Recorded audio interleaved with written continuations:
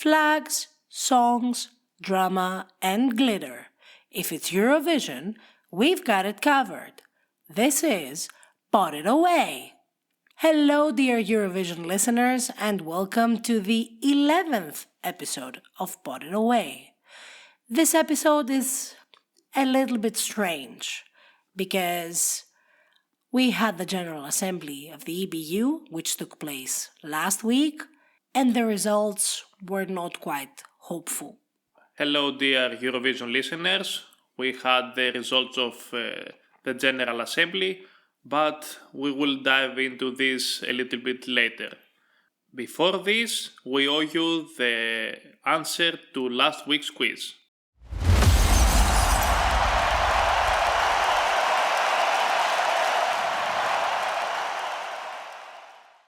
So last week's quiz was about which winner is the youngest in the history of Eurovision.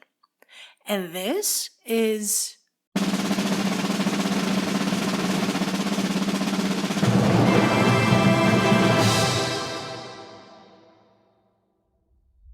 Sandra Kim, that won for Belgium in 1986.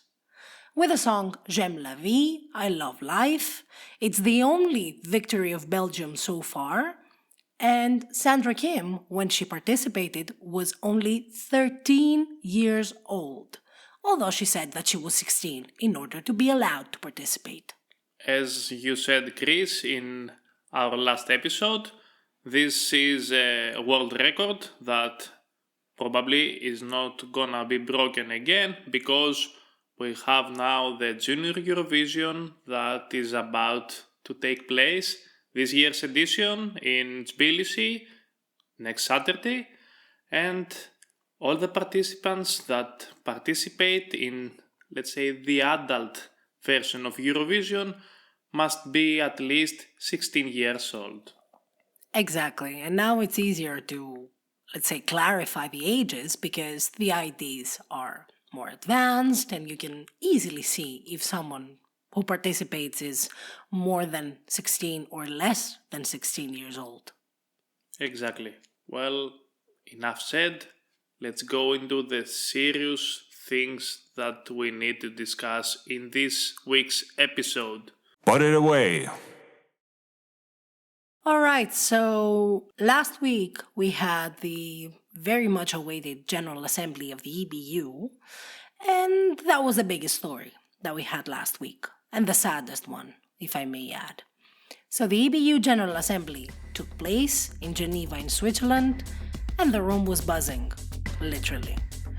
All the broadcasters voted on the proposed rule changes for Eurovision 2026, and if you remember from last week's episode, we mentioned those rules, so the member states of the EBU had to approve those rules or not.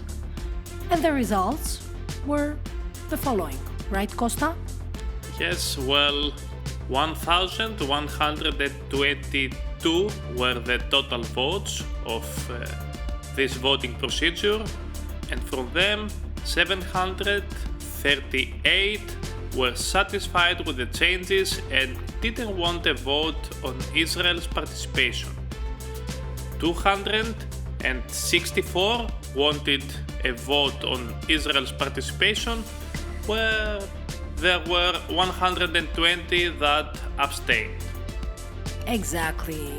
So those rule changes passed with a clear majority, which means that no separate vote was held on Israel's participation in next year's Eurovision. So under the new rules, Israel is more than eligible to compete in Vienna. But this also sparked a chain reaction. Netherlands, Spain, Slovenia and Ireland have all announced that they will withdraw from Eurovision 2026. And this is the saddest thing that we could possibly expect. Because it was really nice that we had the comebacks by Romania, Moldova and Bulgaria. However, we have 4 countries that depart from the contest. So Let's put it into history first, because something almost equal happened in 1970.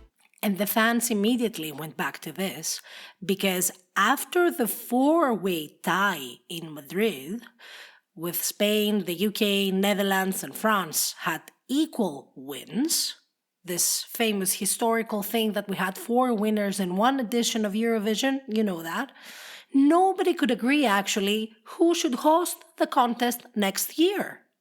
So the EBU literally did a draw, and NTS from the Netherlands got the hosting assignment. But because of the so-called voting scandal, several countries pulled out from next year's competition.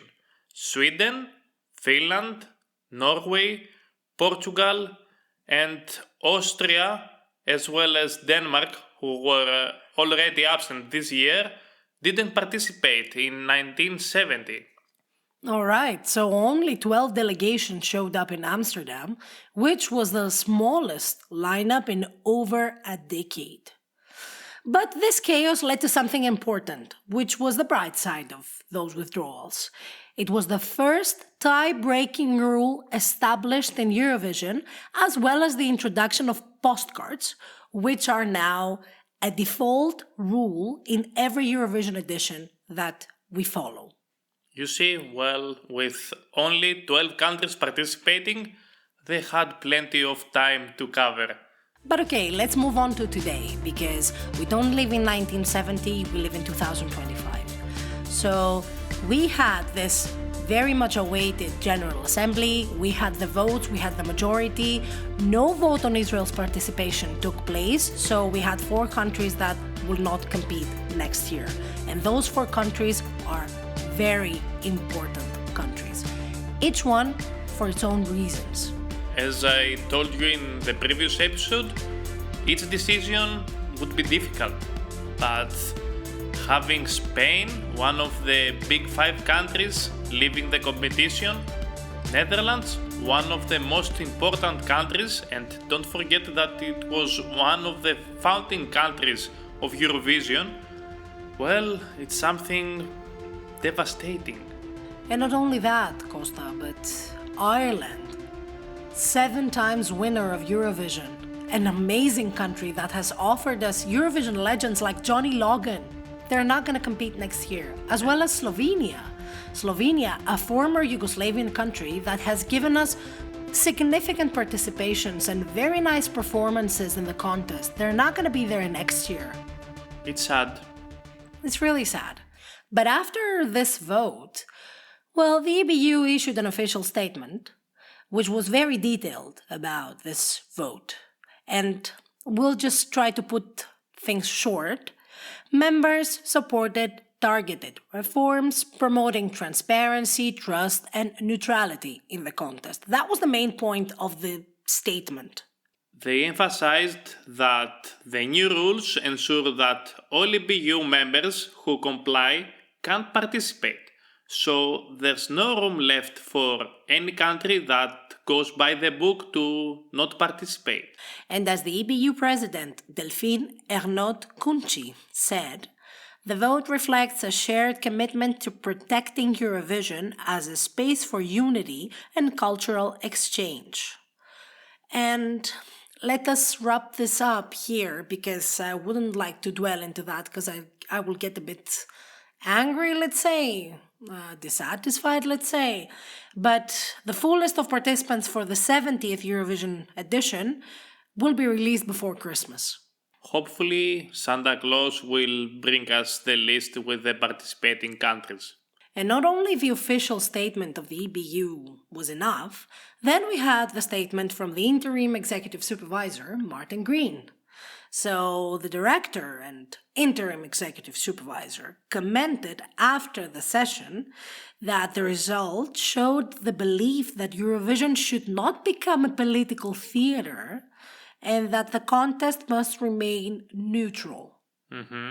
How do you feel about that? I don't know. I'm not convinced that this is not about politics. Actually, Israel admitted that a lot of government actions took place so to ensure that Cannes was eligible to participate in Eurovision 2026.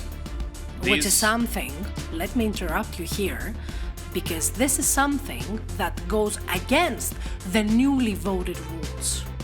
Because if you remember, last week when we discussed about this, all those campaigns that were supported by the states and they were kind of really much organized, they're not allowed anymore. So when Israel comes and says that we involved actually a very strong diplomatic team in order to turn around the whole situation against our country, then that feels more political than ever. And to add to this lobby was on for several months and it was highly coordinated. If this is not politics, then I really don't know what it is. Maybe some double standards? You could say so. And when Mr. Green was asked about withdrawals, he said it's only about 5 passionate members and that EBU in general expects about 35 participants next year. And he added also that he hopes that those withdrawing broadcasters will return 2027. So he spoke about 5 passionate members of EBU. Until now, until the time we record this episode, we have 4 withdrawals. Oh, was it a spoiler from Martin Green? I don't know. Some countries like Belgium, Finland and Portugal, they were in borderline decision but confirmed their participation in Eurovision 2026. On the other hand, we still expect Iceland to decide because RUB, the national broadcast from Iceland, will make their decision this week. I really have no idea how to respond to that because, okay, we say what happened, we have now 4 countries that don't participate, but how do you actually feel about this, Costa? I mean, how can you see that the big 5 country is not in, a founding member of the EBU is not in, the 7 times winner of Eurovision is not in, a former Yugoslavian country is not in, and maybe a Scandinavian country will not be in, that we will learn it this week. Personally speaking, I don't like any country to be excluded. We had Russia excluded back in 2022, but all countries were in favor of this exclusion. Now, with Israel, things got really heated up and we saw actually 2 different sides. Yes, because after this, we had the very much expressed support to Israel from France, from Italy, which are other 2 big countries. Germany. Exactly. Germany was the first one, even before the General Assembly, along with Austria, that they support Israel very strongly. But then you have 5 big 5 countries. Italy, France, and Germany support. Spain doesn't support. And the UK, that actually supported, right? Yes, they are. So it's 4 versus 1. And what happened to this one? They just withdraw. And what does that mean? First of all, financially, for the rest of the members of the EBU as well as the participants of Eurovision, they will have to pay the costs, which is going to be a huge burden about the 3 countries that are coming back that the previous years did not participate because of financial reasons mostly. Yes, but the general director of ORF, the Austrian broadcaster, said that their budget is enough and there was no need to worry about it. Yeah, last year it wasn't enough, but now all of a sudden it's more than enough. This to me is kind of I wouldn't like to say clownery situation, but I will say it. To me, this is kind of a clownery situation because it has double standards, it has things that shouldn't have happened, the procedures are not clear, even the question posed by the EBU was not clear. Because when you have the set of rules that you need to approve, you need to focus only in those set of rules. Those set of rules should not be associated in no case with any participating or non-participating country. And this is what they did. In order, I really don't know what. Maybe this was just a trick so to confront the broadcasters about Israel's participation in Eurovision 2026? To confront it or to direct the voting? Who knows? I don't know. To me, it's the saddest thing that could happen. I cannot imagine a Eurovision without Spain, without the Netherlands. I lived it in Malmö. I was there. Europapa was my 12 points along with Rimtim Tagitim. And it was disqualified. Joost was disqualified. And he didn't do anything at all. So they suffer this in 2024, and now they just withdraw because they cannot stand the double standards of the EBU, whatever happens in Gaza, and all the politics that are going around. So this is not something that can actually be acceptable by any Eurofan, by any person who actually cares about Eurovision. You know what I'm saying? I do. And when you mentioned 2024 back in Malmö, the only thing that comes into my mind are Konrad Ma's words after exiting the press center. I expect him to be as critical as he was back then in Eurovision in concert next April, because in contrast to the two Eurovision pre-parties that were about to take place in Spain, the Barcelona Eurovision party and the pre-party S that was about to be held in Madrid, Eurovision in concert probably will take place. This is something that might make happy the Dutch Eurofans and the people that actually attend this party, because I've been 4 times in a row and many people are there. And not only Eurofans, people from the Netherlands in general, from Amsterdam. They're just going there, to enjoy the party and the vibe and to get to see this year's participations in Eurovision. But I really don't know, dear listeners, how to react to this. I'm very, very sad as a person, myself, as Chris. I'm very sad about what happened. I am very dissatisfied about the results.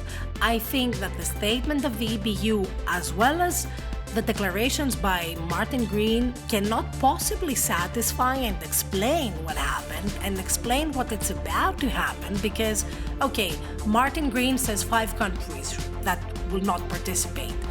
We have only 4 countries confirmed that will not participate. Which one is going to be the 5th? Is it going to be Iceland? Is it going to be another country that we don't expect? Because there are many rumors going around that also Armenia is going to withdraw. There are many other rumors going around that there is a 3rd country that is going to withdraw. And in general, the huge turmoil doesn't show us at all that we are united by music. We are not united by music at this moment. And this is also very much obvious to all the fan media, to all the Eurofans who are actually content creators, they're podcasters just like us, they're YouTubers, they are journalists, they are going and following closely the contest. They are very sad, dissatisfied, they cannot possibly understand what happened and they cannot justify it. Really don't know how people like us, fans or journalists from countries that already participated back in 1969 felt when so many countries didn't participate in next year's edition. And imagine that back then social media didn't even exist, telephones didn't even exist. So it's kind of, I don't know, it's unexplainable. It's unexplainable. I cannot possibly put into words how I feel. And it enrages me, it makes me angry, it makes me sad, it makes me question how much and how long can this go? So, yeah. Put it away. I want to make you a little bit happier because I see that you are very tensed. I am. Do you want to move on with the songs from the national finals that have been revealed this week?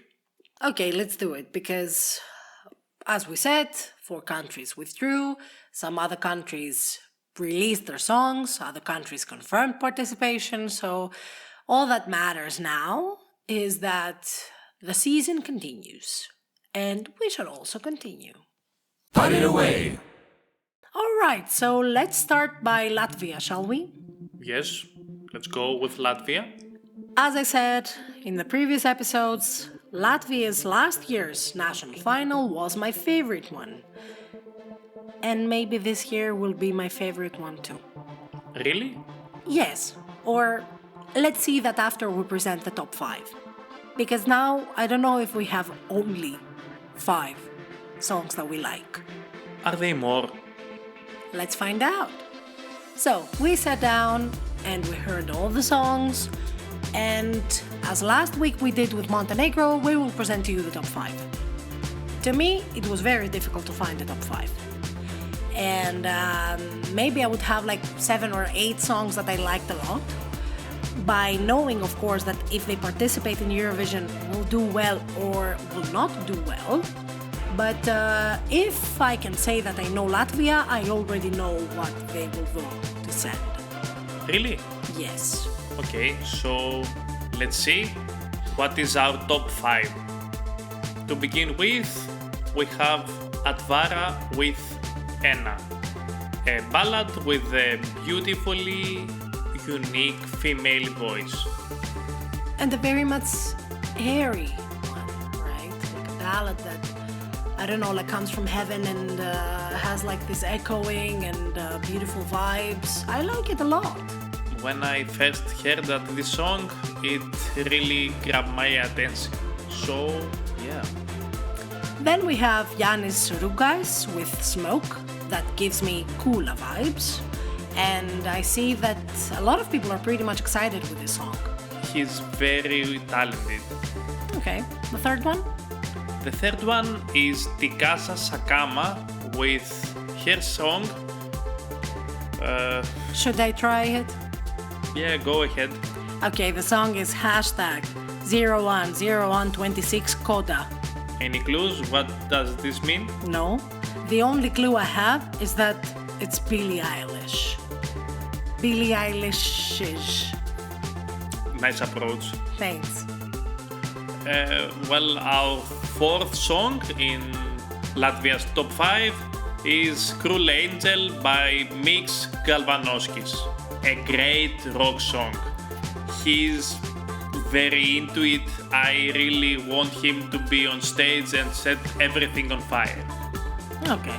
And the fifth one is Nolark with the song Different Places. It has a really modern sound, and I think that the staging will determine if he will go or not. To me, it's the song that has the most possibilities to do very, very well next May in Vienna. But on top of that, because when we were listening to the songs, we said that okay, we have our top 5. However, there is one song that is above everything else. Spoiler alert, we listen to it every day, many times in a row. Exactly. And this song is Robert Ock's Raving at the Taj Mahal. This song is pure Eurovision energy.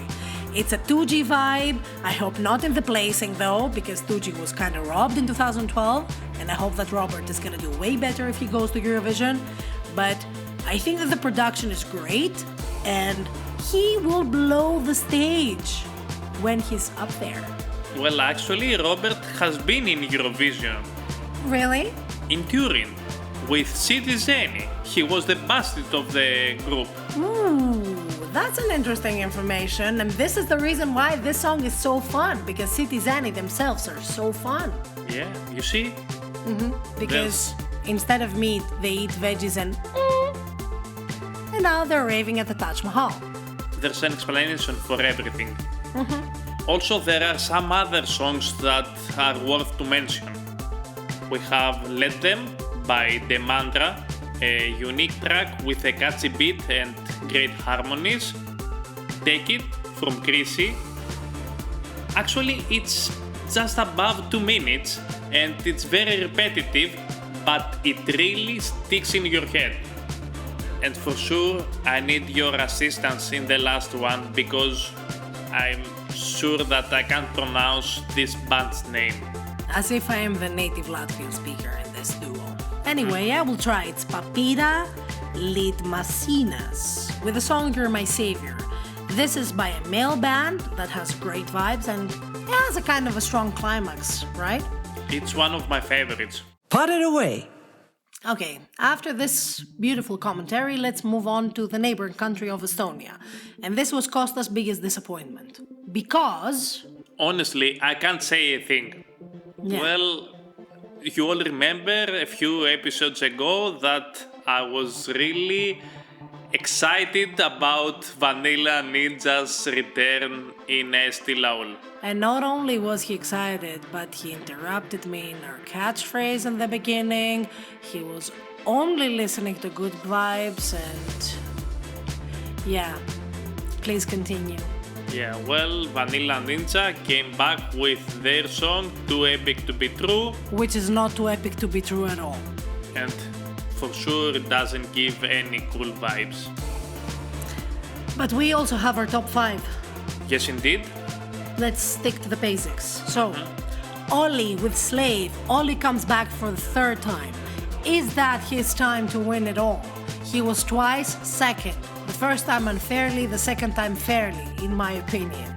But this time maybe he has the strongest entry. I don't know if it's stronger than Venom, but still is strong. Very strong to participate for Estonia. Quick guess. No. Okay. Jeterjani with a game. I think that from Rockefeller Street she went 10 steps ahead with the adult version of Rockefeller Street. I think that you couldn't describe this song better. Thank you. We also have Rhythm of Nature from Uliana Olina, which is for me the dark horse of this year's competition. This song is where folk meets electronic music, and this combination totally blows your mind. Then we also have Stockholm Cowboys that we liked a lot. The Last Man Standing kind of gives me a Pirates of the Caribbean soundtrack. So I like it a lot. It's my favorite, and I have to send it to Johnny Depp if he considers to make a sequel in Pirates of Caribbean to use it for his soundtrack. Okay. And the last one? Well, we go from one pirate song to another pirate song. It's called Jolly Roger, and it's from Glyceric and Max, and this is the rap entry in Eesti Laul 2026. Another disappointment I would like to point out, it's the song by Ant with Minimal Wind and Wounds Don't Wanna Fall, which to me it's a bit boring. I expected something way more because I like Ant. I liked it also last year, his entry, so I expected something more. And I really hope that he will come back next year or maybe the year after in Eesti Laul with another entry, a different one, and will amaze us and we'll go to Eurovision. Put it away. Are we ready to move a little bit souther? As long as you're not disappointed by Vanilla Ninja, then yes, let's take it away. Indeed I am, but we have to overcome this. Okay. Dear Albania. They also released the songs for FIC 64, and we don't have only 5 songs here, we have 6. Yes, because we had to include a male voice in our top 5, and we couldn't eliminate the 5 ladies. Okay, yeah, that's true, because we liked many songs, but we had the top 5, which was a pure female top 5. To me, Albania has the best female voices. And the male voices. Why Yes, not? of course. But okay, let's move on.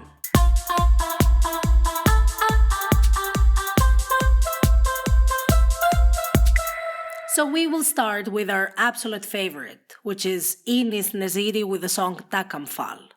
I think that this song is giving like an Elvana Gyata vibes of 2020. And it's a very, very beautiful and up-tempo song, and I think that Ines will kill it on stage. I think it's gonna be a massive hit all over the place. Then we have Fifi with Tiri Gyochi with the song Ri.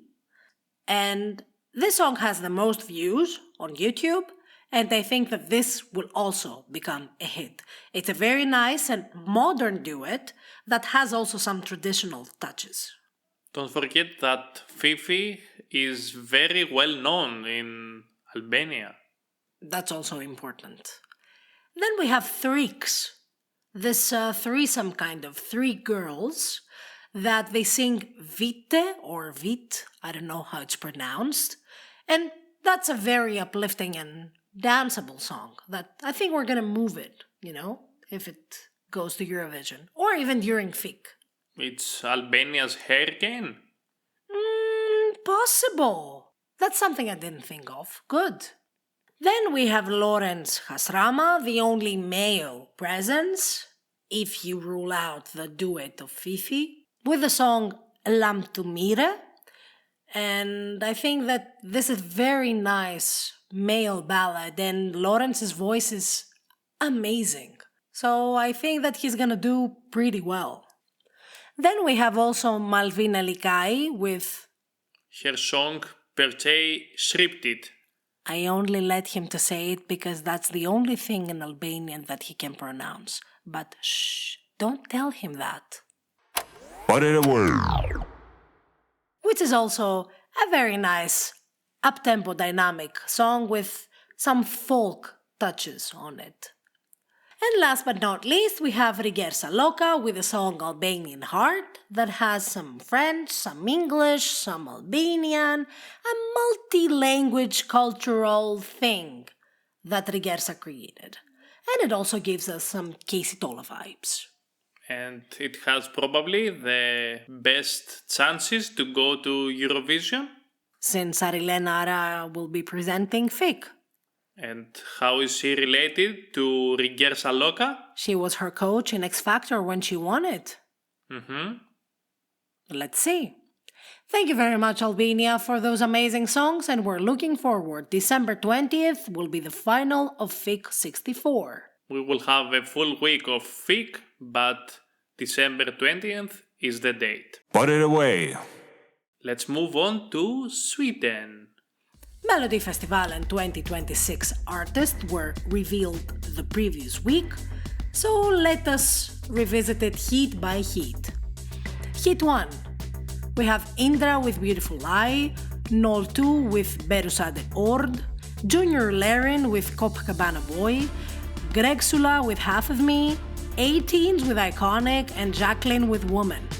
Heat 2 in Göteborg, Clara Almström with her song Der Hela Velden Vantar, Arwin with Glitter, Robin Bengtsson with Honey Honey, Felicia with My System, Lala Adele with Oxygen, and Transta City Slackers with Rekt Inni Elden. Heat 3 in Kristianstad, Saga Ludvigsson with the song Ain't Today, Patrick Jean with Dusk Till Dawn, Emilia Pantic with Ingeding, Horst Lagda with King of Rock and Roll, Eva Jumatate with Selfish, and Medina with Viva l'Amor. Hit 4, Malmö, Meira Omar with Hash Hash, well no, new song, Meira Omar with Duzet Daram, Kimberly with Eternity, Erika Johnson with Fren Landet, Felix Manu with Hattar at Jag Elsker Dig, Smash Into Pieces with Hollow, and Timo Reisenen with Ingeting Efter Oss. And you chose all the hits with the Swedish songs. Very good. And hit 5 in Sundsvall, Lila Al-Fadi, the Lulu, oh, It's that's gonna be my favorite. Yeah. Okay, great mind think alike. Willem Boekhuis, Hearts Don't Lie, Juliet, Lengt Fran alla andra, Alexa with Tongue Tied, Sanna Nielsen with Waste Your Love, and Bloody with Who You Are. Okay, so we see Alexa, Sanna Nielsen, Smash Into Pieces, Meira Omar, Medina, Saga Ludvigsson, Felicia, Robin Bengtsson, Greg Sula, 18s, Jacqueline, All those names that we have mentioned and were mentioned by Aftonbladet. Well done, Aftonbladet. Once again. Once again. Put it away. And Malta, from north to south, another country that revealed her artists. So we have the Malta Eurovision Song Contest 2026 artists that were revealed last week, and the full lineup is the following: Franklin Kaleya with Guide You Home, Ches Galea with Shout It Out, Liston Bongailas with Mela, Kurt Anthony with On the Borderline, Stefan Gaila with Pose, Emma with Achikuku, Don't Think About It, Kelsey Attard with Perfectly Broken, Adria Twins with Nergan Kum, I Will Rise Again, Kelsey Borg with Let a Girl Breathe, Matthew Celia with Brutality Mentality, Matt Blacks with Eya Leia something, I Hone the Flute, Come to Me, Come Here, Rhiannon Mikalev with Hold Myself Up, Michael Bartolo Chirkop with My Sweet Angel, Aidan with Bella, Denise with Trophy, Nathan Psaila with Ganador, Mark Anthony Bartolo with Momentis Pie, Beautiful Moments, and Janice Manjan with Universe. Okay, I see a lot of names that I recognize from previous editions. Apart from Aidan, who is the top name, the biggest name among those. Not only him, we have also Matt Black, who With a was, difficult title. yes, this one, Perfect. who was a runner-up in Malta Eurovision Song Contest in 2024. But we also have other names that have participated, again, in Malta Eurovision Song Contest, like Kurt Anthony, Mark Anthony Bartolo, Denise. I mean, there are many people that are coming back. They really want to go to Eurovision. In Malta, there will be a semi-final in January 15th, where the 12 finalists will be chosen, and the great final will take place in January 17th, as we have already mentioned in one of our previous episodes. Put it away. Okay, shall we move on to the Balkans? Because we have both Croatia and Serbia that they revealed their artist. Which one do you want to start with? Let's go with Croatia. Okay, so Dora 2026 will involve 24 artists. A massive lineup for Dora, right? Yes, it is.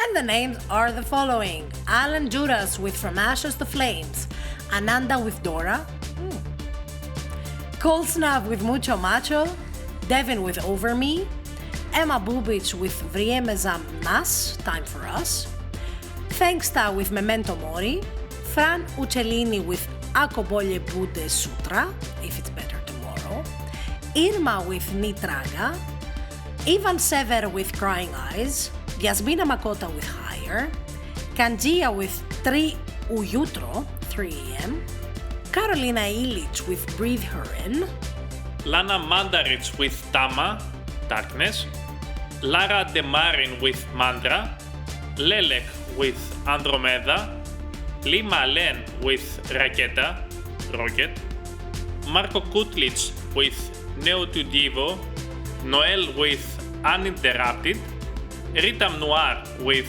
Profumi di Mare, Sense of the Sea, Sergei with Scream. What? Just wait. Stella Rade with Nemate, Toma with Ledina, Mido, Tony Sky with Oh Ne, which is Oh No, and last but not least, Zevin with My Mind. Okay, 2 comments. First of all, Lelek are back. It was my favorite last year, and I hope that this time they will go to Eurovision. And second, Sergei with Scream? Are we in 2019? If we're actually in 2019, I really expect Kano to be back in MGP 2026. Put it away. Okay, totally irrelevant. But let's move on. If Vanilla Ninja came back, then maybe Kano will come back. Not another disappointment. Don't do this to me. This is not my fault, it's the fault of the artist that you pick. So, I can't tell you anything. You can tell me, though, the backup list that Okay. HRT has revealed as well. The backup list has a very good reputation in Dora because Baby Lasagna came from the backup list and he ended up second. He Wow. almost won Eurovision, so pay attention to these backup lists. And he should have won, in my opinion. But okay, let's not discuss that in this episode. So the backup list is Gabrielivich with Light Up, Dorian Stipcic with Loved, Gabriela Braisic, Bia with Soho, and Vanessa Kraili with Tisina Priye Krise, Silence Before the Rain. 2 semifinals and a final for Dora 2026 that will be held in February in the HRT studios. So not in Opatia this time, no? No, Dora returns in Zagreb this year in February, but we still don't have the exact dates of Dora 2026. Put it away. Okay, and what about Serbia? They have also revealed their list for PESMA 2026 and guess what? 24 artists again. Wow, another massive lineup. Yes. Okay, We have Mirna Radulovic with Omaya, Zona with Kairi, Anabella Mitic with Trambolina, Eva Grugin with Otikrav Sebe, Luca with Verui, Cosmos Trip with Svege Uredo, Macau Band with Dynam Svet, Lores with Unseen, Haram Girls with Bom Bom, Zach Lupino with Adrenaline, Zeina with Yugoslavia, Milica Purazer with Sfima Vama Treba Mama, Mani V with Svakidan, Sanja Aleksic with Kome Proba, Lavina with Krai Mene, Anna Masulovic with Zavolime, Brad Pelin with Fraulin, Gemini with Metar Sreće, Đurdića Gojkovic with Moma Mala, Janks with Srusio Sisve, Aleksandar Radojevic with Sudbina, Egor with Klaber, Alexandra Sekulic with Kule, and Avgust with Jabuka. 2 semifinals, 1 final, all in late February. Okay, I don't see a February 14 national final, so I'm happy about this. Probably it's gonna be at the end of February. That's what I had already mentioned before. Okay, you're right. Anyway, good luck also to Serbia, because we see Zeina coming back and Harem Girls coming back, and I'm very happy about it. Do you remember Zeina with Rumba Boom Boom Boom Boom? Yes, I do. You didn't like it. I loved it though. No, I wasn't in favor of her. But then she came back with another song, which was also great. But it didn't go through. Naebolia. Yes, this one. Put it away. And finally moving on to my favorite national final, Vidbeer 2026. You should all look at how she smiled when she announced the news about Vidbeer 2026. So yes, from the 15 long-listed participants, we have the 9 that are passing automatically to the final of Vidbeer 2026. And those names are Jerry Hale, Loud, Leleka, Young, Monocate, Mr. Vel, The Aliens, Valeria Force, and Shkukaruba. So I guess the 6 remaining artists will have to cast a public vote to secure the 10th spot. Exactly. And these artists are Unstay, Karyotype, Kayat, Monfia, Ox, and Marta Ademchuk. So sad about Kayat because I thought that he would be in the top 9, but I want to share with you something because I think that this year, from what I read, the auditions for Vidbeer were open to many journalists and fans. And this time, people say that neither Jerry Hale nor Monocade have the best songs, but it is Leleka and Mr. Vel. Did you expect something like this? I think that Ukraine has never been represented by the same artists twice in Eurovision. So why should we break this curse this year? Or tradition. Is it a tradition or a curse? I think it's both, maybe. You never know. So by January 15th, we will have the full lineup. We still don't know the hosts, we still don't know the dates of Vidbeer, we still don't know the venue, but we're looking forward to learning them. And we're looking forward to hearing the songs from Vidbeer 2026. I think that this time it will be epic. Too epic to be true. I hope not as epic as Vanilla Ninja. Put it away. Okay, last one, because we know that this episode was full on force. We have some news about Bulgaria as well, because the national final format was announced, and BNT is officially returning on a full national selection, which will involve 3 stages that will be held between January and February. 3 stages? Well, That's impressive for Bulgaria. yes indeed. They came back in full force. And those 3 stages will include 15 artists that will be invited based on the top 40 of the charts of Bulgaria, Profon rankings, and social media and streaming impact.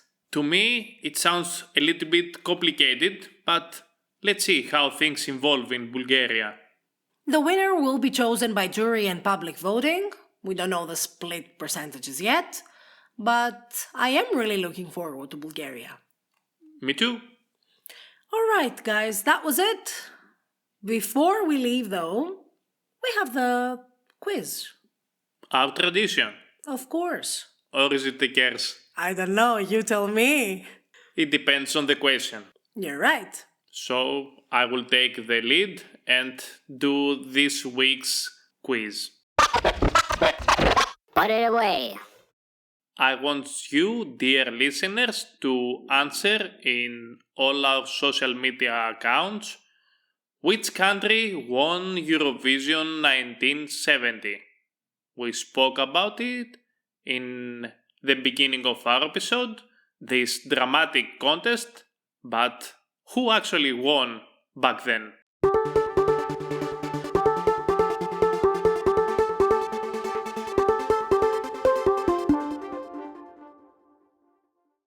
Okay, that was it, guys. Thank you so much for keeping us company this time too. For all the developments and everything that is taking place, we keep you informed in all our social media platforms, so make sure to follow us, subscribe on our channels, and stay tuned to everything that we upload, because this is something that you really want to see. You can find us everywhere in Facebook, Instagram, TikTok, X, Threads. And you can listen to us on Spotify, on YouTube, on Apple Podcasts, on Amazon Music, wherever you feel like it.